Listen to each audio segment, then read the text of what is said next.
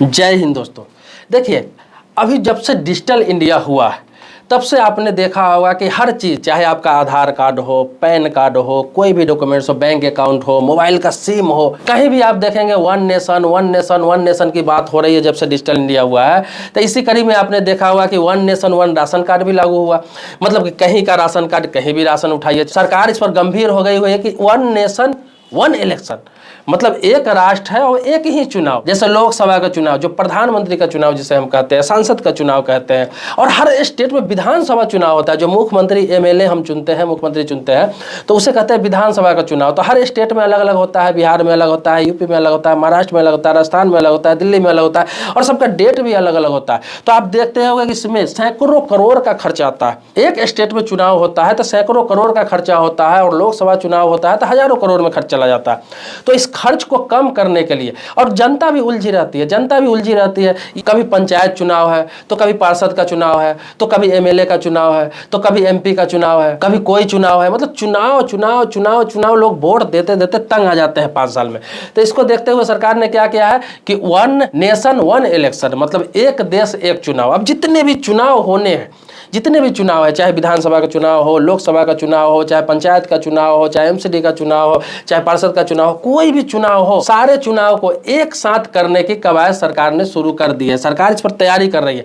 अभी जो इस समिति का जो अध्यक्ष है वो पूर्व राष्ट्रपति रामनाथ कोविंद को बनाया गया है कि इस मामले की जो समिति है उसका वो प्रमुख होंगे। इस पर सर्वे कराएंगे, अपने स्तर से देखेंगे कि इसको कराना चाहिए या नहीं कराना चाहिए, और इसके बारे में हर स्टेट से राय लिया जाएगा, हर राज्य से राय लिया जाएगा। और रामनाथ कोविंद जी को यह जिम्मेदारी दी गई है कि जल्द से जल्द इसको क्लियर करके रिपोर्ट भारत सरकार को सौंपा जाए। तो ये बहुत जल्द हो सकता है कि इसको लागू कर दिया जाए। अब इसमें नुकसान क्या है, फायदा क्या है, बता रहा हूं। तो मैंने आपको बताया कि फायदा ये रहेगा कि जो खर्च होता है वो पब्लिक का पैसा ही खर्च होता है। कहीं से न कहीं से पब्लिक पर ही बोझ पड़ता है, चाहे महंगाई के रूप में हो या फिर किसी भी रूप में हो, पब्लिक पर ही बोझ पड़ता है। महंगाई हो, टैक्स हो, बहुत सारी चीज हो सकती है।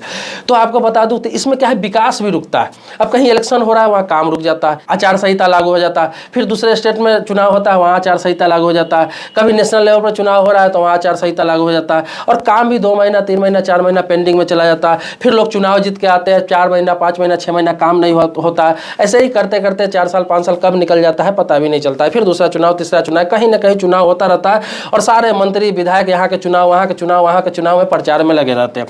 तो इसी को देखते हुए क्या किया गया कि एक नेशन एक चुनाव जब होगा ना, तो होगा क्या कि एक बार चुनाव सारा हो जाएगा। अब जिसको जितना होगा, जहां सरकार बनना होगा बन जाएगा। अब क्या होगा, 5 सालों के लिए जनता भी निश्चिंत हो जाएगी, सरकारें भी निश्चिंत हो जाएगी, सिर्फ और सिर्फ काम पे ध्यान देगी, काम पे फोकस होगा।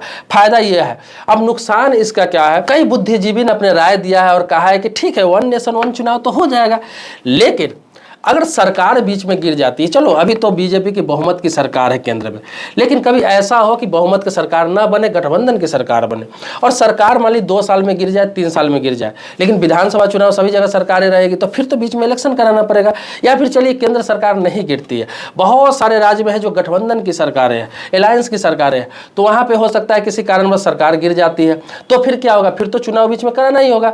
तो इसको यह भी किया जा सकता है कि सरकार अगर गिर जाती है तो 5 साल, मतलब 2 साल में सरकार गिर जाती है तो 3 साल राष्ट्रपति शासन लगा के रखना पड़ेगा, तब जाकर फिर 5 साल में 7वां चुनाव होगा। तो ये इसी तरह का विचार किया जा रहा है कि क्या इस तरह का संभव है, क्या इस तरह हो सकता है। बहुत जगह ऐसा भी देखा गया है कि इस पार्टी से एमएलए जीतते हैं, उस पार्टी में चले जाते हैं, कांग्रेस के एमएलए बीजेपी में चले जाते हैं, बीजेपी के एमएलए समाजवादी पार्टी में चले जाते हैं, तृणमूल कांग्रेस का विधायक बीजेपी में चले जाते हैं, बीजेपी की तृणमूल कांग्रेस में चले जाते हैं। तो ऐसा बहुत जगह पे ऐसा होता है।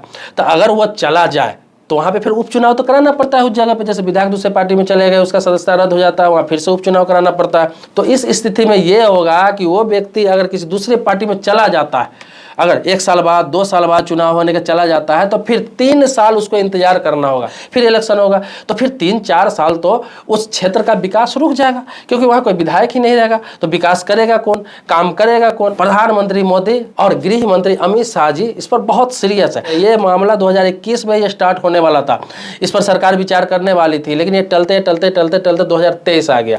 लेकिन अब सरकार इस पर गंभीर हो गई।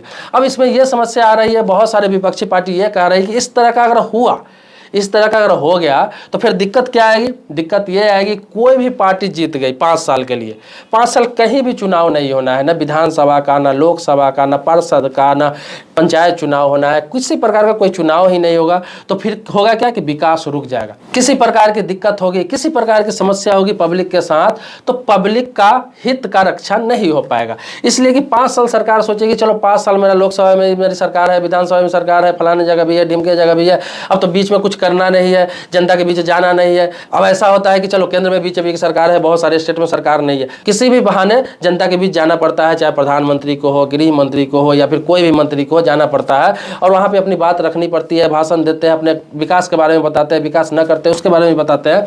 लेकिन जब निश्चिंत हो जाएगा तो 5 साल तो जनता के बीच जाएगा ही नहीं कोई नेता, क्योंकि 5 साल तो उसको कहीं भी चुनाव ही नहीं रहेगा, कहीं कोई नहीं जाएगा, तो फिर विकास नहीं हो पाएगा, क्योंकि जनता अपनी बात नहीं रख सकेगी, जनता अपनी दर्द नहीं सुना सकेगी किसी को। तो विपक्षी पार्टी का यही कहना है कि इससे नुकसान जनता का ही होगा।